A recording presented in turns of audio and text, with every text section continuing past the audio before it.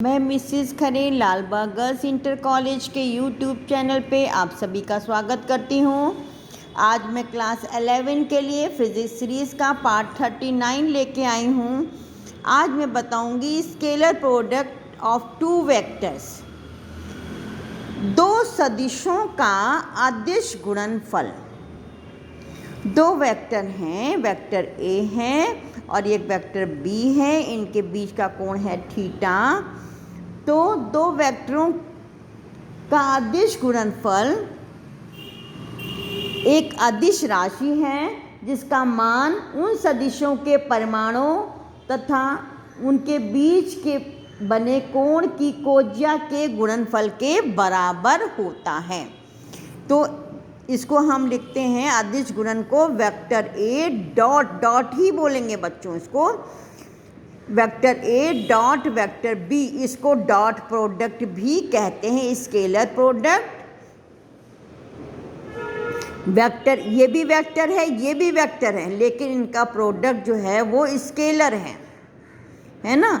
तो इसको scalar product भी कहते हैं, डॉट प्रोडक्ट भी कहते हैं। Vector A dot vector B, तो ये क्या है, A B cos theta magnitude of A into magnitude of B into cos of angle between A and B.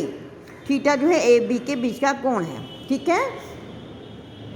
इसको ए इंटू बी कॉस थीटा भी लिख सकते हैं, ए अलग कर दिया, बी कॉस थीटा अलग कर दिया।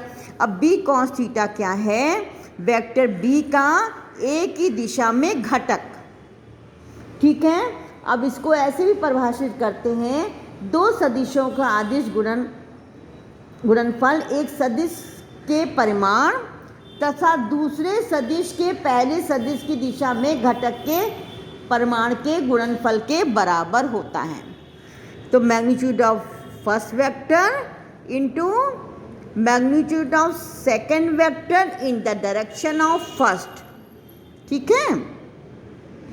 अब देखिए इसके कुछ प्रॉपर्टीज़ हैं अदिश गुणनफल के। अदिश गुणनफल के गुण, अदिश गुणनफल का मान धनात्मक, शून्य अथवा ऋणात्मक हो सकता है। जब थीटा का मान 90 से कम है तो कॉस थीटा धनात्मक होगा, तो ए डॉट बी क्या हो गया, धनात्मक। ये आपका वेक्टर लगेगा बच्चों, vector A dot vector B धनात्मक, ठीक है। जब थीटा बराबर 90 तो कॉस थीटा बराबर 0, कॉस 90 0 होता है। Vector A dot vector B शून्य हो जाएगा। जब थीटा का मान 90 से अधिक है, कॉस थीटा क्या होगा, ऋणात्मक होगा। तब क्या होगा, ए डॉट बी ऋणात्मक होगा।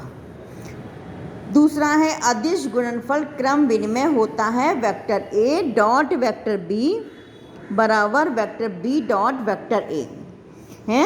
एडिशन में भी आपने पढ़ा था, vector A plus vector B बराबर vector B plus vector A, ये क्रम विनिमय नियम है।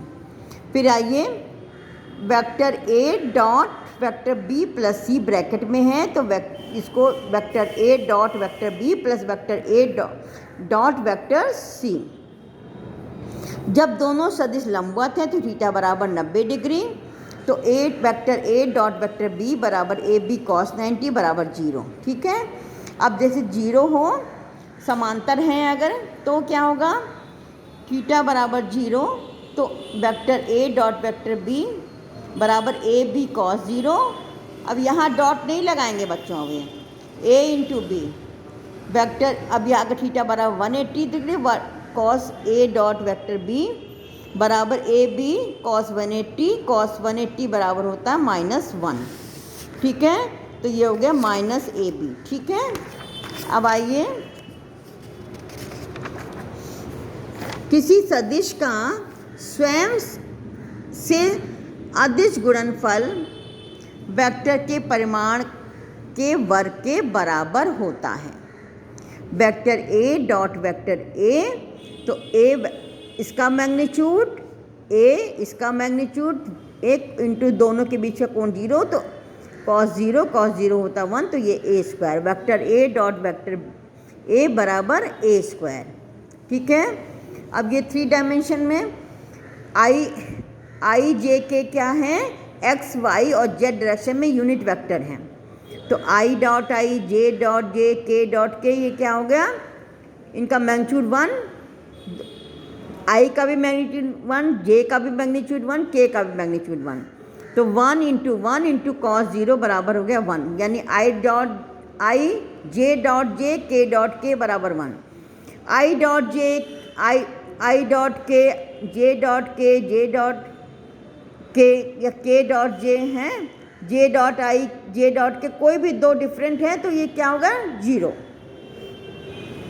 अब आइए इसके बाद है वेक्टर ए बराबर A X I plus A Y J plus A Z K, B vector B बराबर A X I plus B X I plus B Y J plus B Z के।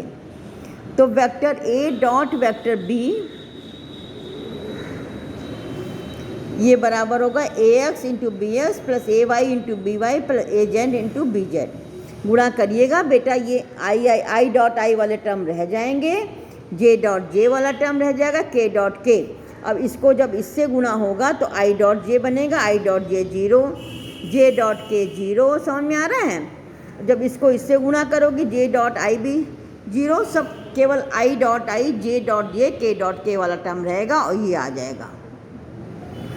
अब ए डॉट बी बराबर A B cos theta, तो cos theta बराबर A dot B upon A into B, magnitude of A into magnitude of B. A dot B का मान यहाँ से रख दिया तो, और ये आपका हो गया स्क्वायर, इसका मैग्नीट्यूड क्या होगा वेक्टर ए का, square root A X square plus A Y square plus A Z square. B का मैग्नीट्यूड क्या होगा, square root B X square plus B Y square plus B Z square. ठीक है, अब देखिए इसको उदाहरण क्या है, वर्क डन W बराबर vector F dot vector S।